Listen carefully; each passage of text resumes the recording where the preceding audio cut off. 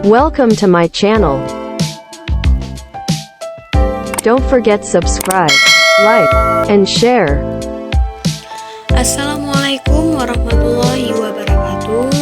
Perkenalkan, saya Ulfia Musalifah, mahasiswi dari Universitas Islam Negeri Araniri, Banda Aceh, dari jurusan Manajemen Pendidikan Islam di Fakultas Tarbiyah dan Keguruan. Jadi, di sini saya akan membahas dua pembahasan. Yang pertama yaitu mengenai manajemen proyek dan yang kedua yaitu mengenai pemasaran jasa pendidikan. Nah, yang pertama yaitu manajemen proyek. Apa sih itu manajemen proyek? Jadi, bagi teman-teman yang belum mengetahui apa itu manajemen proyek, teman-teman terlebih dahulu mengetahui apa itu manajemen dan apa itu proyek. Nah, kata manajemen berasal dari bahasa Prancis, yakni manajemen, yang memiliki makna mengelola atau mengatur suatu hal. Sedangkan dalam bahasa Inggris, manage diartikan sebagai mengelola atau mengendalikan. Manajemen adalah proses perencanaan, pengorganisasian, pengarahan, dan pengawasan sumber daya manusia dan sumber lainnya untuk mencapai tujuan yang telah ditetapkan. Selanjutnya adalah proyek. Proyek adalah sebuah pekerjaan yang bersifat unik dan sementara. Proyek dilakukan untuk mencapai tujuan yang telah direncanakan sehingga membuahkan hasil dan manfaat ataupun output yang diinginkan. Waktu dan biaya adalah fondasi utama dari sebuah proyek. Karena itu, proyek seringkali dikatakan berhasil jika berhasil mencapai tujuan yang diinginkan dalam skala waktu dan anggaran yang sesuai dengan kesepakatan yang telah ditetapkan. Nah, selanjutnya ada karakteristik proyek. Yang pertama yaitu ada sementara. Maksudnya yaitu setiap proyek itu selalu mempunyai jadwal yang jelas, kapan mulai dan kapan selesainya. Jadi, sebuah proyek itu tidak akan berlangsung dengan lama. Yang kedua yaitu unik. Nah, di unik ini setiap proyek itu akan menghasilkan suatu produk yang berbeda, sehingga dapat membedakan antara proyek dengan satu dan proyek yang lainnya. Dan yang ketiga yaitu gabungan antara sementara dan unik. Nah, jadi manajemen proyek itu adalah suatu proses perencanaan, pengarahan, dan pengendalian sumber-sumber, baik itu manusia, peralatan, ataupun material untuk memenuhi batasan teknis, biaya, dan waktu dari proyek. Selanjutnya ada tujuan dari manajemen proyek. Yang pertama yaitu mengoptimalkan potensi tim. Nah, tujuan proyek yang pertama ini ialah untuk memaksimalkan kualitas dan potensi sumber daya manusia dalam proses pelaksanaannya. Seluruh individu itu didorong agar dapat menjalankan tugasnya secara optimal sehingga proyek bisa direalisasikan sebaik mungkin.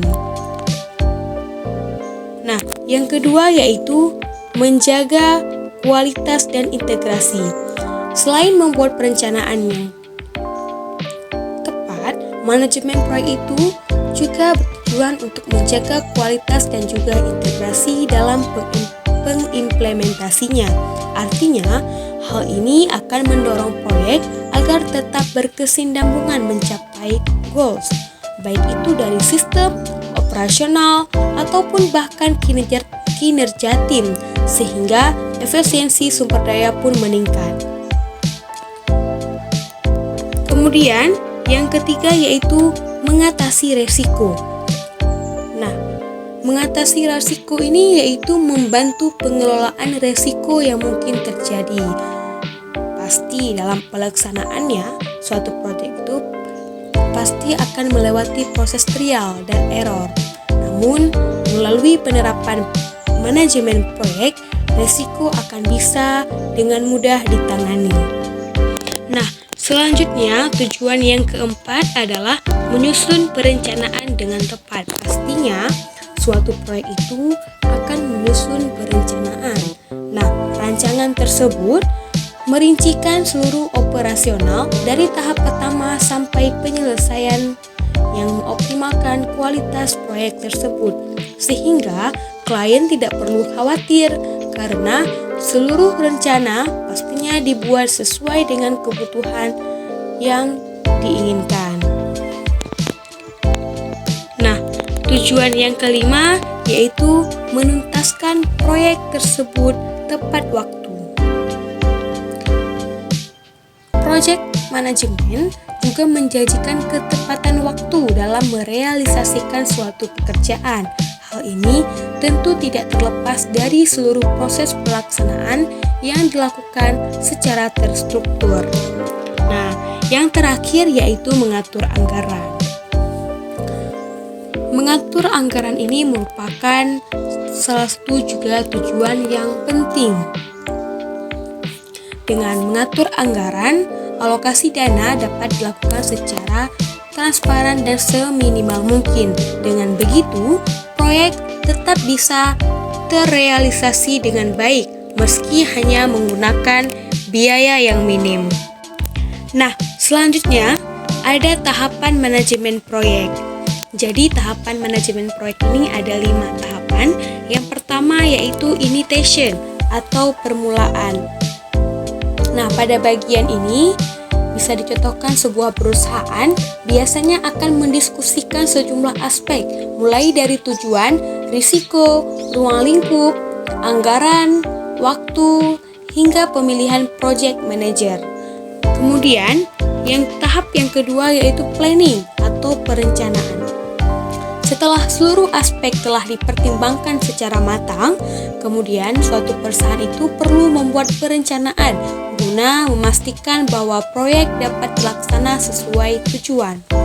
Nah, ini merupakan salah satu bagian yang terpenting dalam tahapan manajemen proyek. Pasalnya, seluruh rincian pelaksanaan akan dispesifikasikan berdasarkan kebutuhan klien.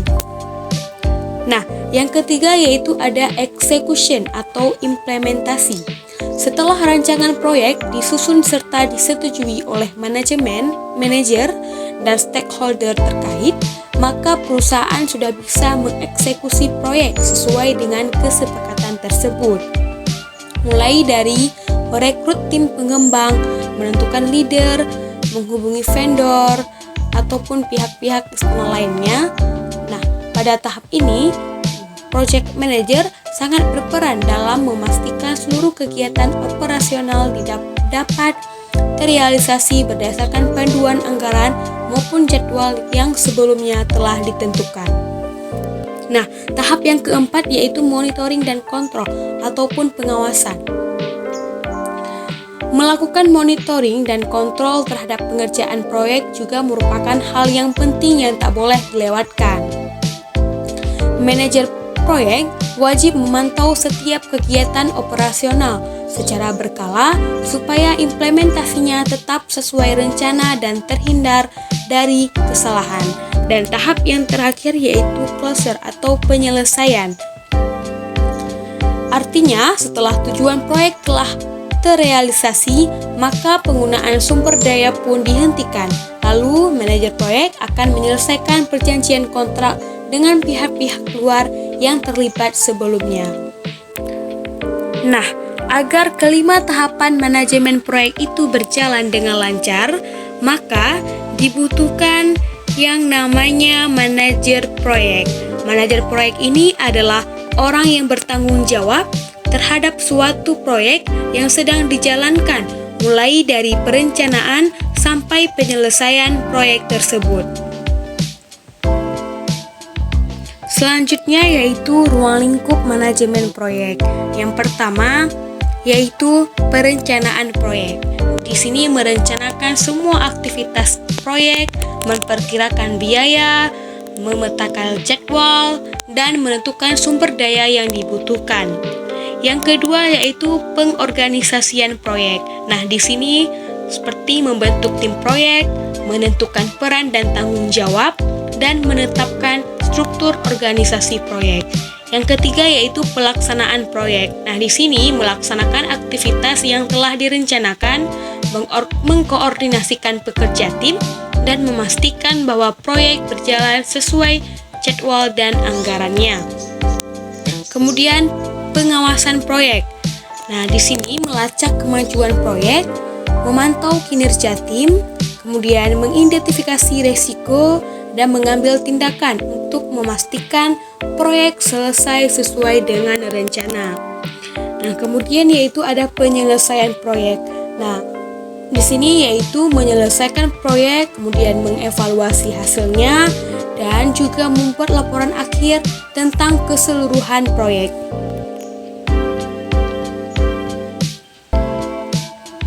Masih di ruang lingkup manajemen proyek, kemudian ada manajemen resiko proyek. Nah, ini yaitu mengidentifikasi resiko yang mungkin terjadi dalam proyek dan mengambil tindakan untuk mengurangi atau menghilangkan resiko tersebut. Kemudian, manajemen anggaran proyek yaitu mengelola semua anggaran proyek dan memastikan pengeluaran tetap dalam batas anggaran yang telah ditetapkan, dan juga mengelola keuangan proyek itu secara efektif. Kemudian, manajemen sumber daya manusia yaitu mengelola sumber daya manusianya, mengatur tim proyek, dan memastikan bahwa setiap anggota tim itu memiliki peran yang jelas dan memenuhi tanggung jawab mereka. Kemudian yaitu manajemen komunikasi. Nah, di manajemen komunikasi ini yaitu memastikan komunikasi yang efektif antara anggota tim proyek dan pemangku kepentingan proyek lainnya, termasuk klien, manajer, vendor, dan lain sebagainya. Kemudian yang terakhir yaitu manajemen integrasi proyek. Nah, di sini yaitu mengintegrasikan semua aspek manajemen proyek dan memastikan bahwa proyek berjalan sesuai dengan rencana keseluruhan dan tujuan dari proyek tersebut. Nah, selanjutnya yaitu penjadwalan sumber daya. Penjadwalan sumber daya ini adalah penjadwalan yang berhubungan dengan tenaga kerja, peralatan, material, dan biaya. Ada jenis biaya proyek terbagi menjadi dua. Yang pertama yaitu biaya langsung. Biaya langsung ini adalah biaya yang diperlukan langsung untuk mendapatkan sumber daya yang akan dipergunakan untuk penyelesaian proyek. Unsur-unsur yang termasuk dalam biaya langsung ini adalah biaya material, biaya upah kerja, dan biaya peralatan. Selanjutnya yang kedua yaitu ada biaya tidak langsung. Nah, biaya tidak langsung ini adalah biaya yang berhubungan dengan pengawasan, administrasi, konsultan, pengaruh kerja, bunga, dan pengeluaran umum di luar biaya konstruksi. Unsur-unsur biaya yang terdapat pada biaya tidak langsung ini adalah gaji pegawai, biaya umum perkantoran, dan biaya pengadaan sarana umum. Nah, selanjutnya yaitu manfaat dari manajemen proyek tersebut. Yang pertama, yaitu dengan adanya manajemen proyek, suatu proyek itu akan berjalan dengan lancar sesuai dengan rencana yang telah ditetapkan, baik itu dari segi waktu maupun biaya. Yang kedua, dengan adanya manajemen proyek dapat membantu tim untuk merencanakan, mengelola, dan melaksanakan pekerjaan secara tepat untuk memenuhi persyaratan proyek tepat waktu.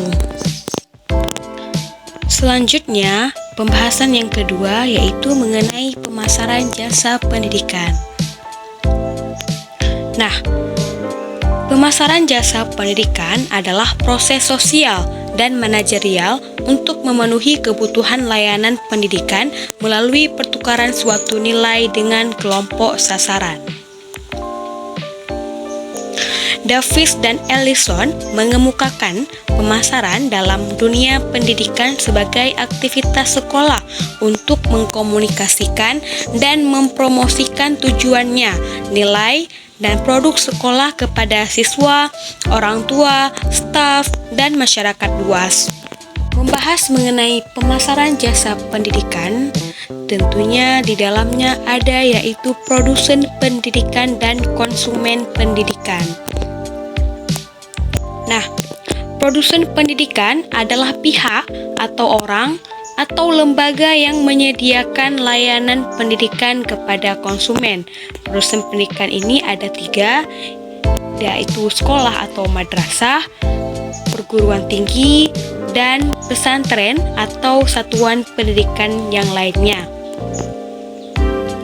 Nah, selanjutnya yaitu konsumen pendidikan. Konsumen pendidikan ini adalah pihak, baik itu individu atau lembaga, sebagai penerima atau pengguna layanan pendidikan.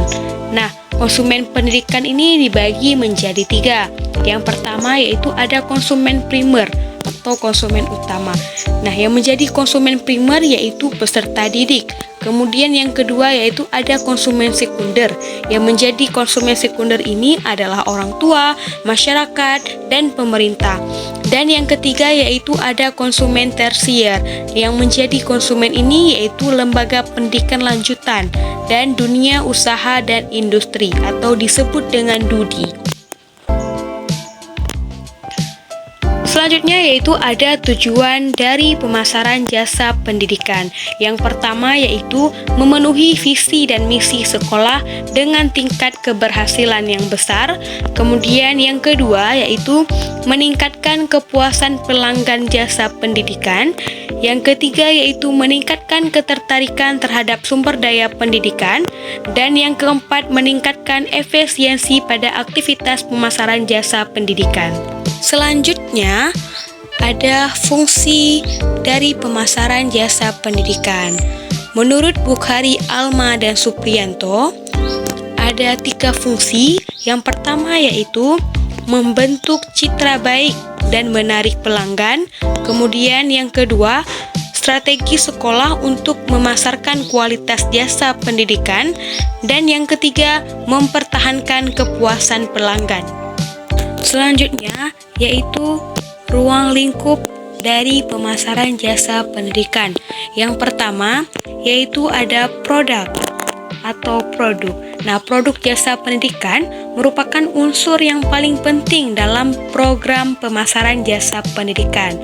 Produk jasa pendidikan dalam pemasaran jasa pendidikannya dapat berupa fasilitas dan pelayanan yang ditawarkan oleh lembaga pendidikan.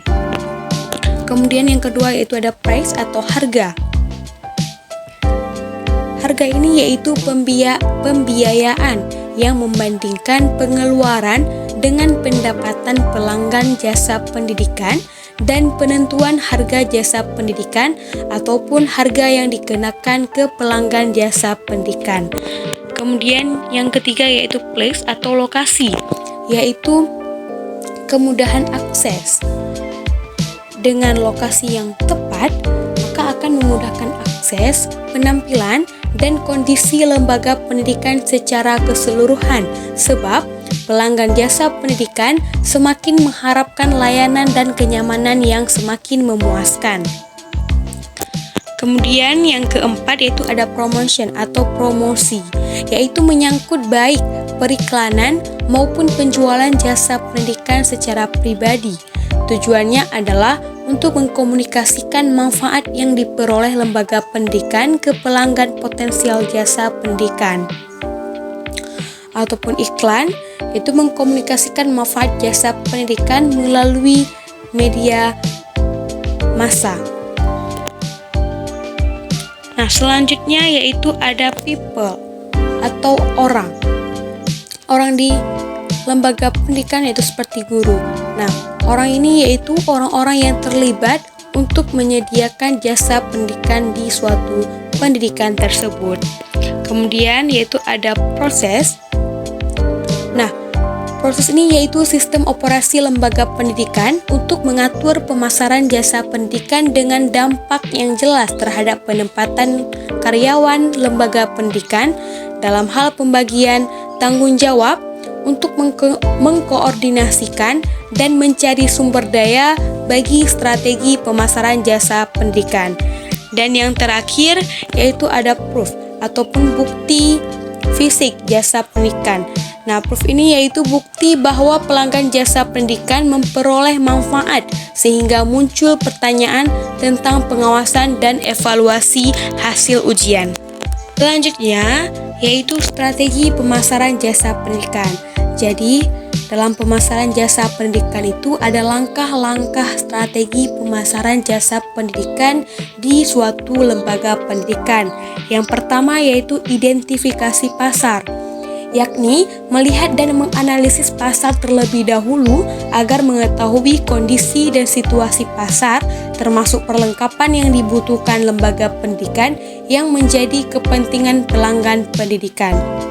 Dalam hal ini, sesungguhnya sekolah memiliki potensi yang sangat tinggi dalam upaya ikut mencerdaskan bangsa dan menyukseskan program yang ada di sekolah. Kemudian yang kedua yaitu ada segmentasi pasar dan positioning.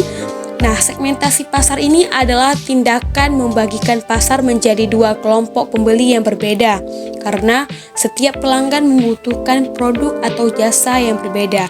Sedangkan positioning adalah penempatan sisi produk dalam menghadapi persaingan agar dapat memudahkan pelanggan untuk membedakan produk jasa antara satu lembaga dengan lembaga yang lain. Kemudian yang ketiga yaitu ada diferensiasi produk. Nah, melakukan diferensiasi ini merupakan cara yang paling efektif dalam mencari perhatian pasar, yaitu dengan cara menciptakan produk yang luar biasa dan melakukan pengawasan yang berbeda agar lebih meyakinkan konsumen dan dapat bersaing dengan lembaga pendidikan yang lainnya. Kemudian yaitu jenis kegiatan promosi jasa pendidikan. Nah, dalam promosi jasa pendidikan ini ada beberapa jenis. Yang pertama yaitu melalui periklanan, kemudian yang kedua melalui promosi penjualan, yang ketiga melalui pemasaran langsung, dan yang keempat yaitu melalui hubungan dengan masyarakat. Nah, sasaran pemasaran jasa pendidikan ada dua. Yang pertama yaitu ada pasar internal seperti pengelola sekolah, staf sekolah, pengawas, siswa, dan orang tua siswa. Kemudian yang kedua yaitu ada pasar eksternal, yaitu calon siswa, calon orang tua siswa, institusi pendidikan lain, masyarakat sekitar, lembaga komersial, dan industri. Selanjutnya, yaitu manfaat dari pemasaran jasa pendidikan. Yang pertama yaitu menghasilkan kepuasan tersendiri bagi peserta didik, serta kesejahteraan stakeholder pendidikan. Dan yang kedua, yaitu membuat stakeholder pendidikan dapat mengetahui informasi di suatu pendidikan dan dapat membedakannya sehingga membuat mereka tertarik. Baiklah teman-teman, itulah materi pembahasan kita yang terakhir. Nah, bagi teman-teman yang ingin bertanya atau memberikan saran, boleh langsung menghubungi saya. Lebih dan kurang saya mohon maaf. Sampai jumpa dan terima kasih. Assalamualaikum warahmatullahi wabarakatuh.